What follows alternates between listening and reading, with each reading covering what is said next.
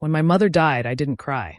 Not at the funeral, not when I packed her things. The tears didn't come until the reading of the will. That's when the real betrayal began. She left me the house. It wasn't big, but it was filled with her. I had been living there quietly, trying to heal. It was the only place that felt like home. Then one day, my father showed up with his wife, my stepmother. I hadn't seen him in years. He left when I was a child and never came back. No calls, no help, nothing. I opened the door and there they were, standing like they had every right to be there. No warning, no explanation. Just fake smiles and forced warmth. I felt sick. They said they just wanted to talk. I let them in, unsure why I didn't slam the door. They walked around like they were inspecting something. Then it started. He said calmly that I should sign the house over. Said it was time to let the real family have what they deserved. I stared at him, confused. He kept talking as if I owed him something. His wife joined in, her voice sharp. She said my mother would have wanted them to have it. That I was being selfish. That I was holding on to something that wasn't really mine. I told them to leave. They didn't move. She raised her voice, called me ungrateful, said cruel things about my mother. I told them again, get out. My hands were shaking. I could barely breathe. But they stood there, acting like they belonged. Like I was the one who needed to go. Eventually, they left, saying we'd talk again soon. I locked the door and sat on the floor, holding one of my mother's scarves. The house felt different now, like they had already taken something from it just by being there. The next day, I went to work early, trying to keep my mind off it. I told myself they wouldn't dare come back. I was wrong. When I got home, their car was in the driveway. I opened the door and stepped inside. They were there. His wife was in my mother's room, wearing her robe. My father sat in the living room, relaxed, like it was normal. I asked what they were doing. He said they were just staying temporarily. He had a key, one he'd kept from years ago. He claimed he still had rights to the house. I knew he was lying. I tried calling the police. They said it was a civil matter. Without proof, they couldn't force them to leave. That night, I sat in the back of the closet, surrounded by my mother's clothes. The house smelled like her, but it didn't feel safe anymore. They weren't going to leave on their own. And I wasn't going to let them take what she left me. When I walked up to the house, I already felt something was off. The front door was unlocked. I stepped inside and stopped. They were there, my father and his wife, moving around like it was their home. His wife was in my mother's bedroom, wearing her robe like she owned the place. My father turned and looked at me calmly, not surprised to see me. He said they were just staying for a little while, until things are sorted. I asked them what they were doing. I told them they had no right to be there. My father didn't raise his voice.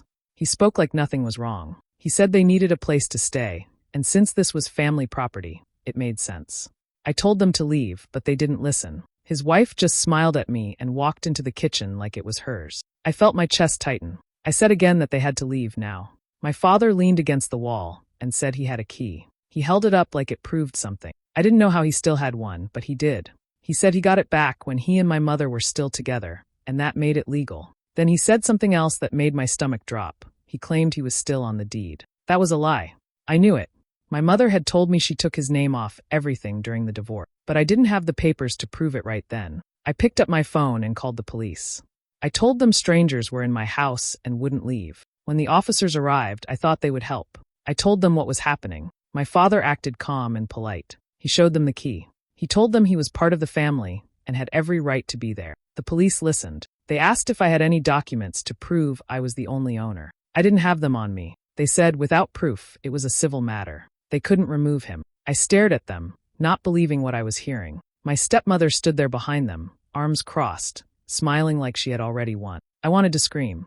After they left, I stood in the hallway, feeling small in my own home. Every room felt like it was slipping away from me. I walked into my mother's closet, shut the door, and sat down on the floor. Her things still hung there, neat and clean, just like she left them. The smell of her perfume was still in the air. I leaned my head against the wall and cried. Not soft tears, but the kind that come from deep inside when you feel powerless. That night, I didn't sleep. I stayed in that closet thinking, they weren't going to leave. They weren't going to stop. They were going to take everything if I didn't do something. I wiped my face, stood up, and made a decision. I was going to fight back. I was going to get a lawyer. I wasn't going to let them take what my mother left me. Not without a fight. I sat on the edge of the bed, still feeling lost. The house didn't feel like home anymore. Every corner reminded me they were there, walking through rooms they didn't belong in. I felt trapped. But deep down, I knew this didn't start now. This went back years. I began to remember the past. My father wasn't always distant, just absent. He left us when I was a kid. One day he was there, and the next he was gone. No warning, no goodbye. My mother cried for weeks. I asked where he went, and she just said, "He's not coming back." I didn't understand it then. Later, I learned he had left us for another woman, the same woman now standing in my mother's bedroom, wearing her robe, acting like this house belonged to her. He cheated and walked away, like we didn't matter. After he left, he never called, never wrote, never sent money. My mom worked 2 jobs to keep us going. She never spoke badly about him, but I saw how hard it was for her. I saw the sadness she carried even years later. He never helped. Not once. We didn't see him again. Not for a long time. The only time I saw his face was at my mother's funeral. He showed up near the end, stood in the back, didn't say a word, and left without speaking to me. That was it. Now suddenly he was here, smiling, calm, trying to take everything she left me. It wasn't grief that brought him. It was something else. I started to think about it more. Why now? Why show up after all this time? I talked to my lawyer and asked what I could do. She told me if my father had given up his rights during the divorce, we could fight this. We just needed proof. That gave me a little hope. I began looking through my mother's old files. She kept boxes of papers in the attic and in her closet. Bills, letters, envelopes she never threw away. I searched through them for hours. In the middle of it all, something clicked. This wasn't just bad luck. This was planned. My father didn't suddenly care about me. He needed something. He needed the house. I thought about how they showed up together, how they moved in so quickly, like they already knew what they were doing. I looked him up online. I searched everything I could find. Slowly, the truth came out. He was in debt. Deep debt. Credit cards, loans, unpaid bills. It was worse than I thought. His wife had lost her job a few months earlier. They were struggling. That's why they were here. Not for family. Not for memories. They wanted something free. They thought they could take it from me because I was alone. But I wasn't going to let them win. I kept digging. I knew the papers had to be somewhere, proof that he gave up all rights when he left. My mom would have kept them. She always kept things that mattered. I just had to find them. And I would. I came home just like any other day. I walked up to the door, pulled out my key, and tried to unlock it. It didn't work. I tried again, thinking maybe I had the wrong key. But the lock had been changed. I knocked hard, feeling panic rise in my chest. After a few moments, the door opened. My father stood there, looking calm like nothing was wrong. He said I had abandoned the house and that they were now living there. I told him this was my home, the one my mother left to me. He didn't care. He said since I hadn't slept there the night before, I gave up my right. He said they had squatters' rights now. I told him this was insane. He just shrugged and said I wasn't thinking clearly. He told me I was letting grief cloud my judgment. He said I was acting unstable and being dramatic. His words stung. He talked to me like I was a child, like I didn't understand what was happening in my own life. I called the police again, but they said it was still a civil issue. Without a court order or proof, they couldn't force anyone out. I stood there on the porch, trying not to break down in front of them. I had nowhere else to go that night. I didn't want to ask anyone for help, so I ended up sleeping in my car. It was cold and uncomfortable. I stared up at the roof of the car and wondered how everything had gotten so bad so quickly. This was supposed to be my home. My mother left it to me so I would have a place to feel safe. Now I wasn't even allowed inside. The next morning, I used my phone to check social media. I almost dropped it when I saw what came up. My stepmother had posted pictures of the inside of the house. She wrote things like fixing up my new place and can't wait to redecorate this space. She was standing in the living room, smiling, like she had won something. It was all so fake. She even wore the same robe I had packed away from my mother's room. I felt sick. I wanted to scream. They weren't just taking the house. They were acting like it had always been there, like I was never part of it. That same day, I met with my lawyer. She saw how upset I was and told me we could try to file for an emergency court order. It might take a few days, but she said we had a strong case if we could get the right document. I agreed. We had to do something before they ruined everything. Later that evening, I was still feeling lost when a close friend called. She said something that made me sit up straight. She told me my mom once mentioned leaving something important in a safe deposit box. I had never heard about it before, but it sounded like something my mom would do. She was always careful, always thinking ahead. Maybe there was something there, something I could use. I had no idea what it might be, but suddenly I had a little bit of hope, just enough to keep going.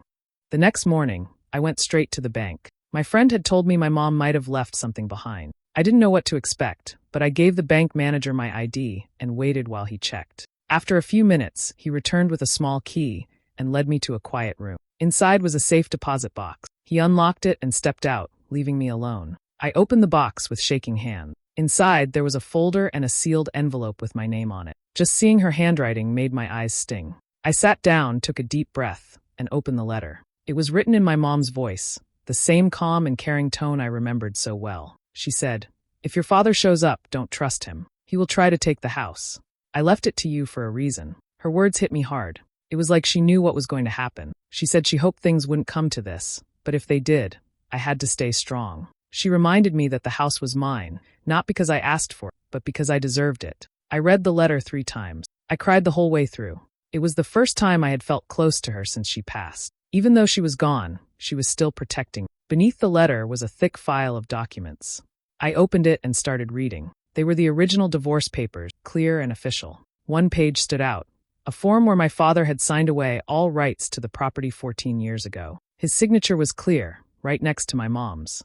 There was also another paper, one I had never seen before. It was a signed agreement that said he would never contest her will or claim any part of her estate. He had agreed to it in writing. I couldn't believe it. Everything I needed was here. My mom had saved these papers, hidden them away for this exact moment. She must have known he might come back someday. She made sure I would have proof, even if she wasn't around to fight for me. I took the documents and the letter straight to my lawyer. She looked through everything carefully, nodding as she read. She said this changed everything. With these papers, we had a real chance.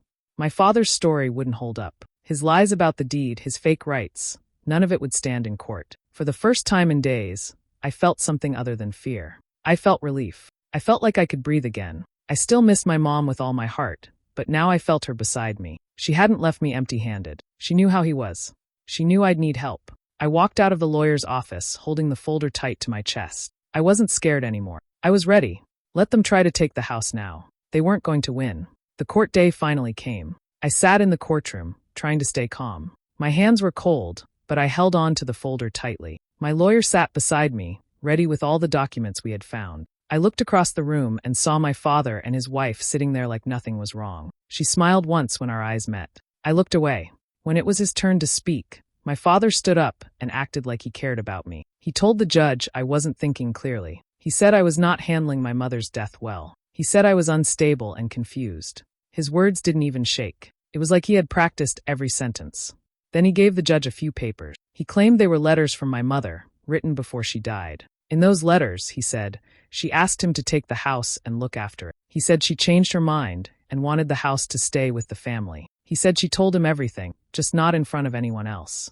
His wife took the stand next. She cried. She wiped her tears and told the court that I was being unfair. She said I was angry and keeping them from what my mother truly wanted. I stayed silent. I didn't even blink. Then it was our turn. My lawyer stood up and showed the real will. It clearly said the house was mine. Then she gave the judge the divorce papers, where my father had signed away all rights to the house. She also showed the letter my mom had written to me, warning me not to trust him. The judge looked through the papers slowly, reading every word. Next, my lawyer called in a handwriting expert. He had studied the letters my father brought. He stood in front of the judge and said clearly and simply that they were not written by my mother. He pointed out all the small signs, different strokes, wrong pressure, even shaky lines that showed someone had copied her writing. My heart felt heavy, but also steady. The truth was finally being seen. The judge didn't say much after that. He looked at all of us and said he needed more time before making a final decision. He set a date for the next hearing. I nodded. I was patient. I could wait. Outside the courtroom, I walked past my father. He leaned close and whispered, "This isn't over." His voice was low but sharp. I didn't answer. I didn't need to. I had already pressed record on my phone before leaving the courtroom. I had his words saved. I walked away without looking back. I wasn't scared anymore. I had everything I needed. Truth, proof, and my mother's voice in that letter. They tried to fool the court, but I knew they wouldn't win. Not this time. My father stood in front of the judge, silent now. His lies had finally caught up with him. The courtroom was quiet as my lawyer played the audio recording. His voice filled the room, low and angry. This isn't over. You could hear the threat clearly. No one could explain that away. The judge looked straight at him. All the fake stories, all the false papers, the tears from his wife, they didn't matter anymore. The truth was out. He wasn't the victim. He wasn't the owner. He had tried to take what wasn't his, and now everyone could see it.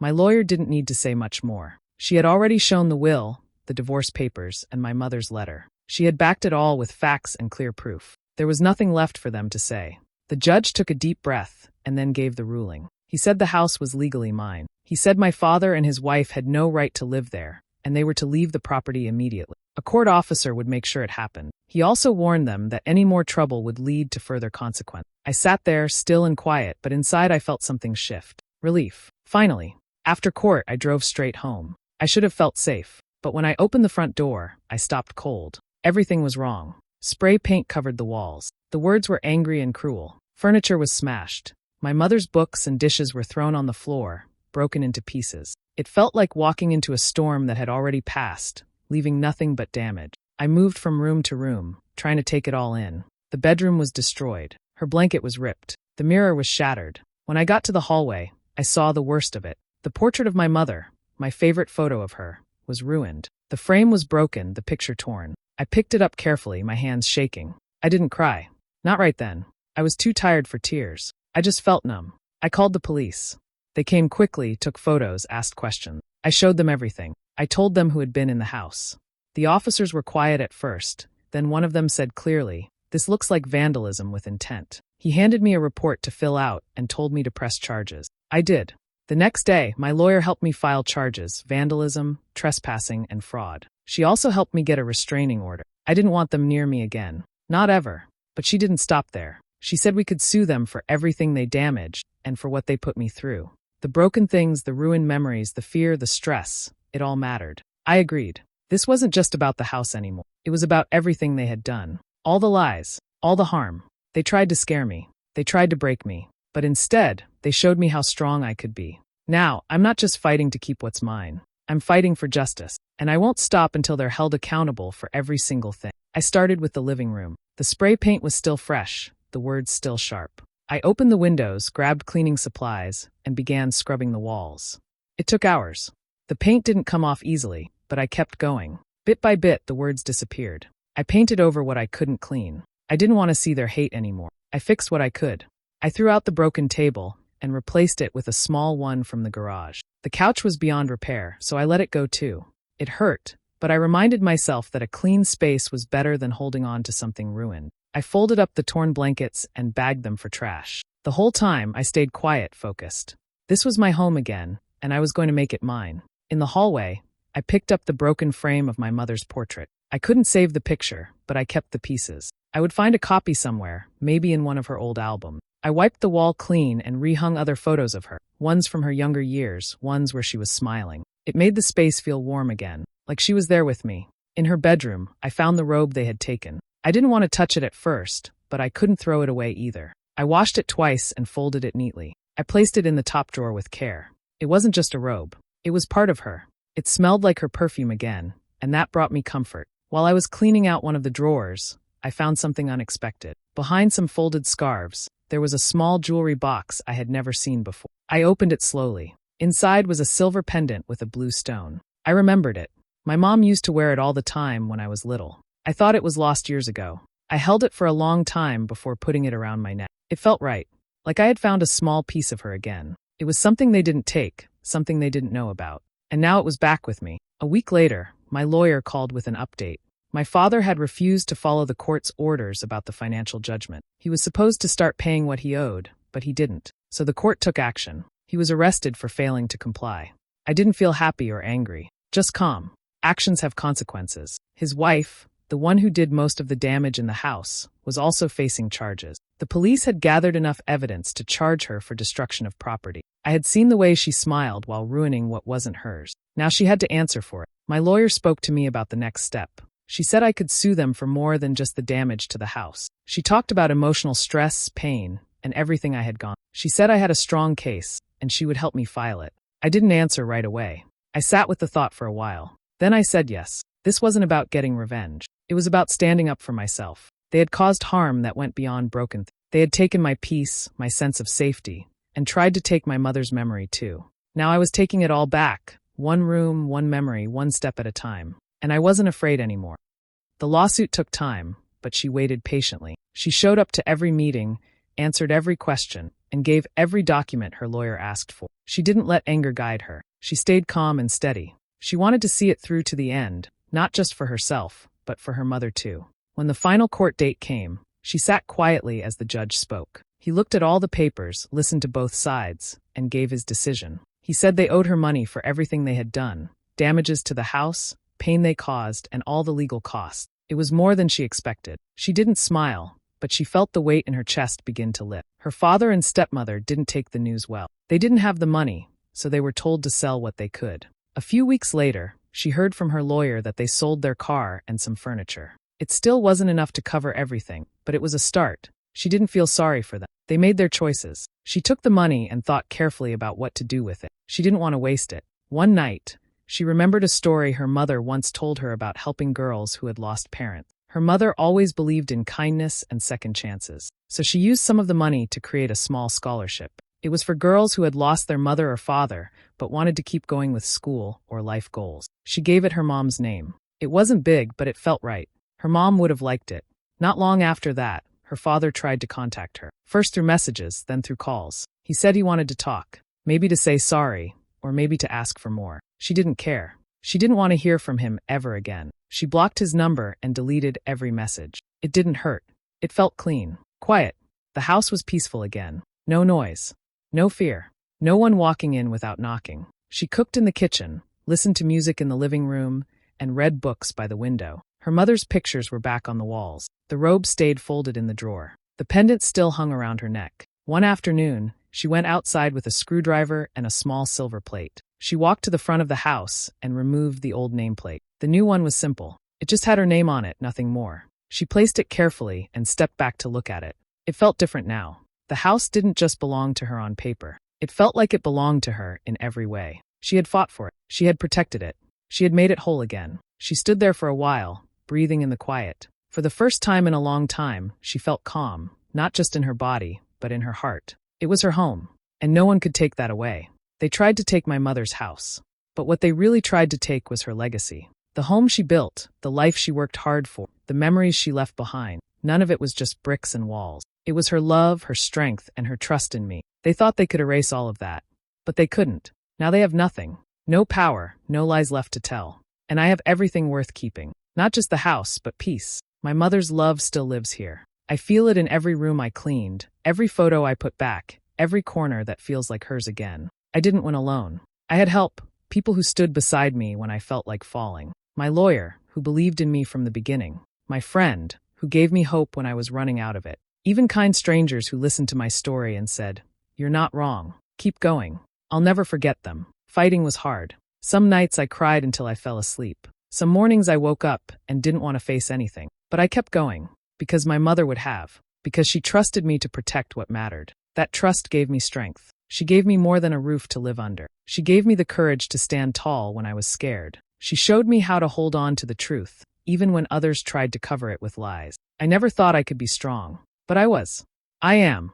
Now I'm thinking about the future. I've started looking into law school. It's something I never imagined for myself. But after everything I faced, I want to help others who are trapped like I was. People who are bullied, lied to, or pushed out of their own homes. I know how it feels to be unheard, and I want to be the voice they need. Every night, I still sleep with my mother's letter under my pillow. It reminds me of her, of how she thought ahead, of how she protected me, even when she wasn't here anymore. It's my comfort, my reminder that love doesn't end with goodbye. There was no big celebration, no loud moment when I shouted, "I won."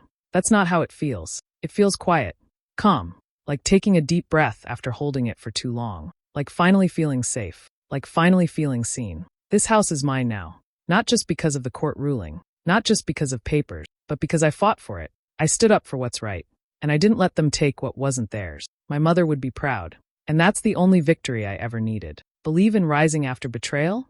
Share this story with someone who needs hope today. Comment your thoughts, and follow for more real-life stories of courage and self-love. Your journey to strength begins now. Let's walk it together. The best gift for a loved one is the power to heal.